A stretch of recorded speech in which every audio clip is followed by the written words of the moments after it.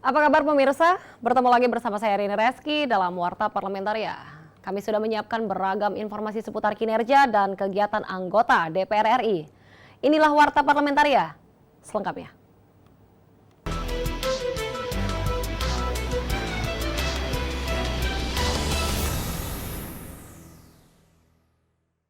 Komisi 11 DPR RI kritisi program pemulihan ekonomi nasional atau PEN untuk UMKM di Provinsi Jawa Tengah guna mendorong indeks pertumbuhan ekonomi dan daya beli masyarakat. Ditemui dalam kunjungan kerja spesifik Komisi 11 DPR RI ke Surakarta, Jawa Tengah, anggota Komisi 11 DPR RI Heri Gunawan mengemukakan, penjualan produk UMKM di daerah harus didukung oleh otoritas jasa keuangan dengan menambah jumlah outlet pemasaran dan meningkatkan akses pembiayaan berupa kredit dari bank dan lembaga keuangan. Karena kita ketahui pelaku usaha ultramikro ataupun UMKM agak sedikit malu biasanya kalau mereka datang ke gedung yang bagus begitu loh. Nah kalau didatengin kan akan lebih baik, sehingga ini bisa membuka akses pembiayaan tersebut. Yang kedua mungkin akan lebih baik juga pemerintah daerah dengan berkolaborasi dengan Himbara yang ada di daerahnya ataupun dengan OJK yang ada di daerahnya. Sementara itu, anggota Komisi 11 DPR RI Muhammad Misbakun mengatakan strategi pengembangan UMKM melalui digitalisasi di tengah pandemi COVID-19 akan dapat membantu kestabilan usaha dan kemudahan dalam promosi produk serta mendorong transaksi jual-beli melalui teknologi yang aman dan terkendali. Transformasi, memang pandemi ini kan adalah momentum kita untuk melakukan transformasi. Nah, transformasinya adalah melakukan upaya digitalisasi. Pelayanan-pelayanan terhadap jasa keuangan, misalnya orang yang tadinya harus kepada teller. Stimulus program pemulihan ekonomi nasional untuk UMKM berupa penempatan dana kepada bank umum dan insentif pajak restrukturisasi kredit. Dari Kota Surakarta, Jawa Tengah, Ajib TVR Parlemen melaporkan. Ketua Komisi 5 DPR RI mengatakan larangan mudik yang akhirnya dikeluarkan oleh pemerintah harus disikapin dengan bijaksana karena ancaman penyebaran COVID-19 masih terus mengintai. Ditemui di Gedung Nusantara DPR RI, Ketua Komisi 5 DPR RI Lazarus mengungkapkan adanya tren peningkatan kasus COVID-19 yang terjadi pasca adanya libur panjang Natal dan Tahun Baru lalu. Menurut Lazarus, hal itu bisa menjadi alasan untuk melarang kegiatan mudik lebaran di tahun ini. Lazarus meminta semua pihak untuk bersabar dan menyikapi keputusan ini secara bijaksana. Pemerintah dalam hal ini pasti sudah punya pertimbangan, ya. Contoh kemarin waktu kita Nataru, Natal dan Tahun Baru. Natal dan Tahun Baru yang lalu ini kan dalam suasana pandemi memang. Begitu Natal dan Tahun Baru selesai, ya, masuk bulan Januari, Februari kemarin kita sama-sama lihat angka positifnya itu pernah tembus sampai 16.000. Lebih lanjut, Lazarus yakin kepada pengalaman pemerintah yang telah beberapa kali melakukan pelarangan mudik. Menurutnya, jika nanti larangan ini benar-benar diterapkan, Lazarus tidak ingin ada kecolongan pemudik tanpa tes swab antigen. Jadi kalau tidak dijaga dengan ketat memang berbahaya sekali. Apalagi kita tengah bekerja keras untuk menahan laju dari penyebaran virus ini. Jadi menurut kami masuk akal lah kalau pemerintah dalam situasi seperti ini melarang kita untuk berpergian secara bebas dalam jumlah yang besar. Lazarus mendorong pemerintah segera mencari solusi terbaik agar di tahun depan tidak perlu lagi ada larangan mudik. Meliputan TVR Parlemen melaporkan. Badan Urusan Rumah Tangga atau BURT DPR RI mendorong pelayanan jumpa yang merupakan layanan VIP bagi penumpang pesawat udara di bandara dapat terus ditingkatkan. Ditemui usai mengikuti pertemuan dengan Angkasa Pura I dan II, PT Jumpa dan PT Garuda Angkasa, Wakil Ketua BURT DPR RI Bakri mendorong Jumpa untuk lebih proaktif dalam memberikan pelayanan, meski dalam kondisi lesunya dunia penerbangan di Indonesia. Selain itu, Bakri juga mengapresiasi kerjasama protokol DPR RI dengan Jumpa, Angkasa Pura, dan Garuda Indonesia. Secara nasional ada 40 Jumpa yang kita lakukan kerjasama. Perlahan-lahan mereka akan mencoba mensosialisasikan apa sih kerjasama Jumpa dengan protokol DPR. Oleh sebab itu tadi dalam kata sambutan saya menyampaikan kepada Jumpa supaya betul-betul menjemput bola. Sementara itu, Wakil Ketua BURT DPR RI Novita Wijayanti berharap pelayanan Jumpa dapat memberikan kemudahan akses di bandara dan hotel, baik bagi anggota dewan maupun masyarakat. Dan banyak lagi daerah-daerah wisata yang ada di Indonesia, apalagi di Indonesia itu tempatnya wisata. Jadi ini perlu sekali dipromosikan. Dan Jumpa ini juga memberikan pelayanan-pelayanan dan kemudahan untuk kita semua. Turut menjadi pembahasan keputusan larangan mudik Hari Raya Idul Fitri. DPR RI akan berkomunikasi dengan Kementerian Perhubungan mengingat ada program pariwisata yang sudah dibuka. Dari Nusa Tenggara Barat, Helmi Darmawan, TVR Parlemen, melaporkan. DPR RI mendorong agar pemerintah segera mengirimkan draft RUU pemindahan ibu kota negara. Setelah DPR menyepakati memasukkan RUU IKN ke dalam target pembahasan prolegnas prioritas tahun 2021. Dalam diskusi forum legislasi bertajuk pembahasan rancangan Undang-Undang IKN jadi prioritas, anggota Komisi 5 DPR RI Irwan mendorong pemerintah pusat segera menyerahkan draft rancangan Undang-Undang IKN ke DPR RI.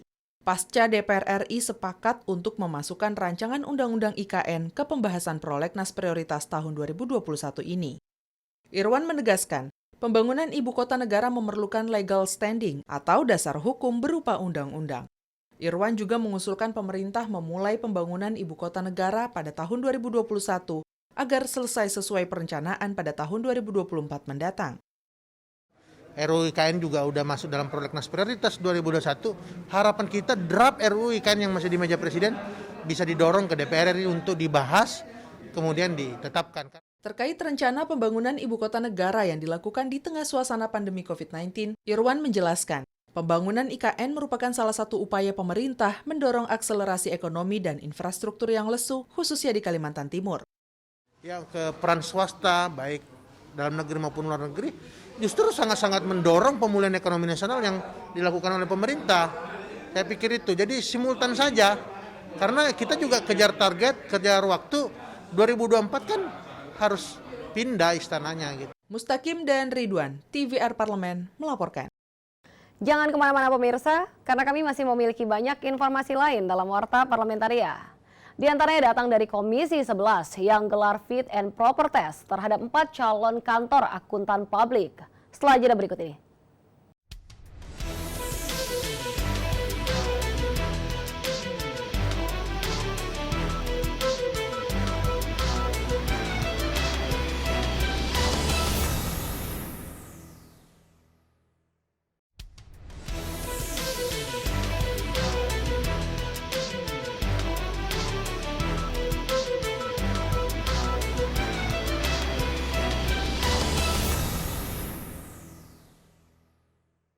Berita selanjutnya datang dari Komisi 11, gelar uji kelayakan dan kepatutan terhadap 4 calon kantor akuntan publik yang akan memeriksa laporan keuangan Badan Pemeriksa Keuangan tahun 2020.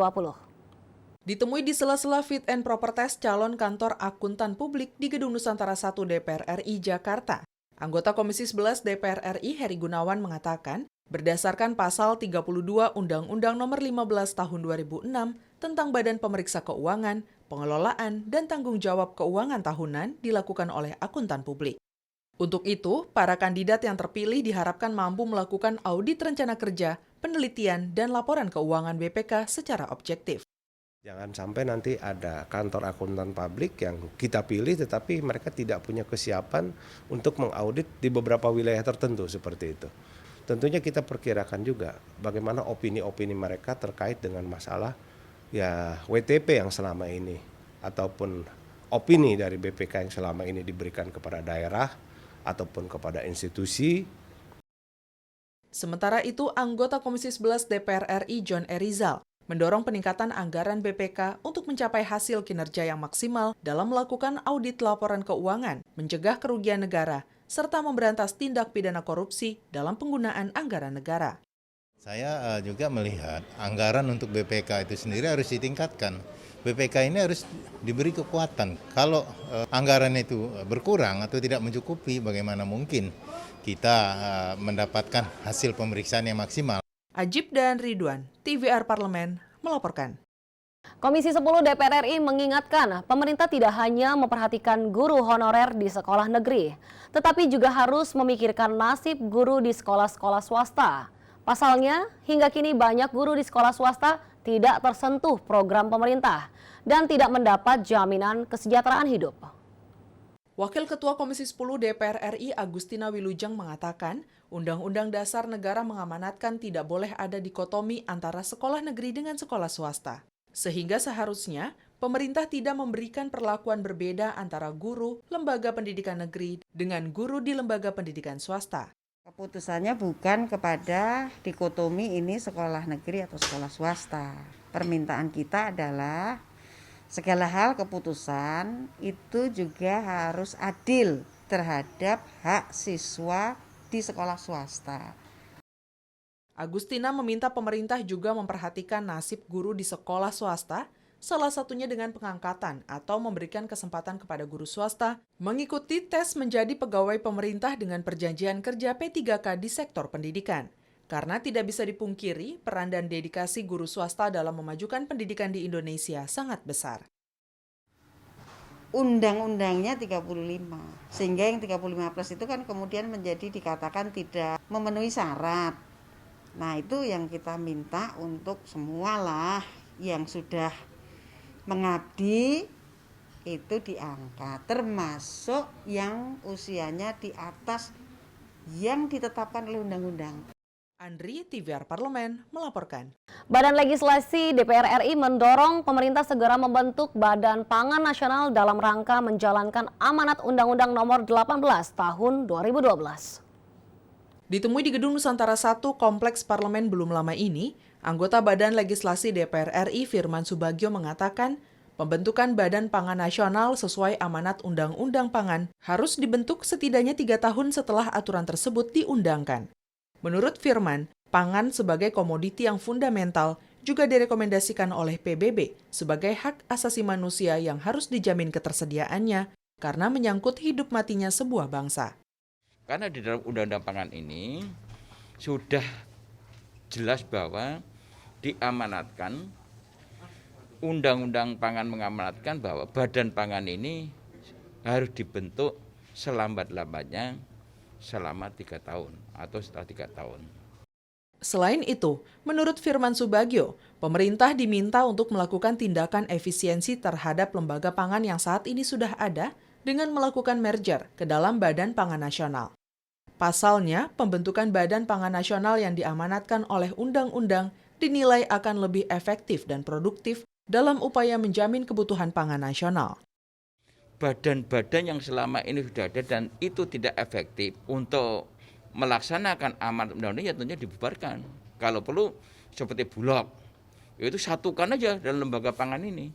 Jadi tidak ada lagi lembaga-lembaga pangan yang semrawut dan kemudian kerjanya juga nggak jelas. Panji dan Arif, TVR Parlemen, melaporkan. Pemirsa, kami masih memiliki banyak informasi lain dalam Warta Parlamentaria. Tetaplah bersama kami.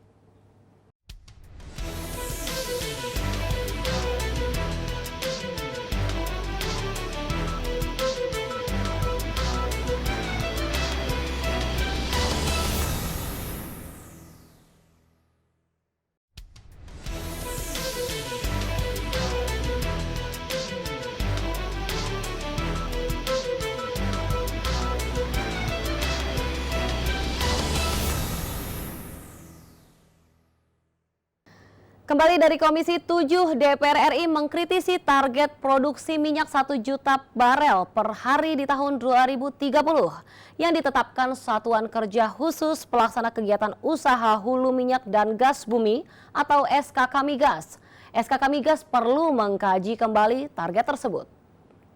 Di Gedung Nusantara 1 DPR RI Jakarta, Wakil Ketua Komisi 7 DPR RI Ramson Siagian menilai target tersebut enak didengar, namun berdasarkan data produksi selama 3 tahun terakhir, menunjukkan tren di bawah target nasional.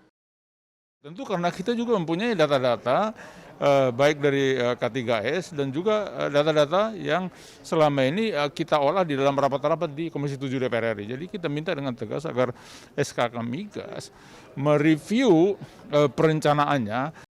Sementara itu, anggota Komisi 7 DPR RI Falah Amru menyampaikan mendukung target SKK Migas tersebut, mengingat kebutuhan migas masyarakat Indonesia terus meningkat. SKK Migas diimbau terus mengkonsultasikan pencapaian target tersebut, karena Komisi 7 DPR RI akan mencarikan solusi terbaik jika SKK Migas mengalami kendala untuk mencapai target tersebut. Tentunya kita sebagai mitra akan mendukung jikalau dalam pencapaian lifting tersebut ada kendala. Jadi sebagai mitra ya kita akan memberikan solusi-solusi yang terbaik. Jadi jangan kemudian SKK tidak membicarakan dengan kami sehingga dikhawatirkan sampai 2030 tidak terpenuhi. Saat ini Indonesia memiliki 128 cekungan sediman migas, di mana 68 diantaranya belum dieksplorasi. Hendra dan Ridwan, TVR Parlemen, melaporkan. Anggota Komisi 4 DPR RI mengapresiasi hasil pertanian yang berkualitas dari program ketahanan pangan food estate. Dengan optimalisasi lahan pertanian food estate, pemenuhan kebutuhan pangan kawasan timur Indonesia diharapkan bisa tercapai. Dalam kunjungan kerja spesifik ke Kalimantan Tengah, Andi Akmal meminta Kementerian Pertanian menjaga kualitas baik dari hasil pertanian melalui program ketahanan pangan food estate. Kondisi bekas lahan gambut yang dialihfungsikan menjadi lahan pertanian tentu menjadi tantangan tersendiri. Agar menghasilkan beras berkualitas tinggi, kedepannya panen raya didorong bisa bertambah. Harus ada kerjasama yang kuat ya antara Kementerian Pertanian dan PUPR. Terutama Kementerian PUPR ini untuk kebutuhan air untuk pertanian, saluran-saluran air, pintu-pintu air, dan juga bagaimana bisa menjadikan tanah yang asam ini bisa berkurang keasamannya, tentu dengan bantuan pupuk dan juga bantuan kapur ya. Anggota Komisi 4 DPR RI Bambang Purwanto mendorong sinergi lintas kementerian berjalan baik, di mana Kementerian Pertanian menjadi inisiator atau leading sektor dalam program food estate. Pembangunan sarana dan prasarana pendukung perlu lebih dimaksimalkan. Tupoksi produksi beras inilah Menteri Pertanian. Jadi PUPR mengikuti. Nah ini yang berbahaya lagi. Kalau PUPR ini tidak bertanya dengan Kementerian Pertanian secara teknis, ini irigasi. Food estate menjadi salah satu program strategis nasional 2020-2024. Pemerintah menargetkan pembangunan food estate di Kalimantan Tengah mencapai 168.000 hektar. Dari Kalimantan Tengah, Oki Zulindra, TVR Parlemen, melaporkan. Demikianlah beragam informasi seputar aktivitas DPR RI yang sudah kami susun dalam Warta Parlamentaria. Saya Rini Reski beserta kerabat kerja yang bertugas undur diri. Terima kasih atas perhatian Anda. Sampai jumpa.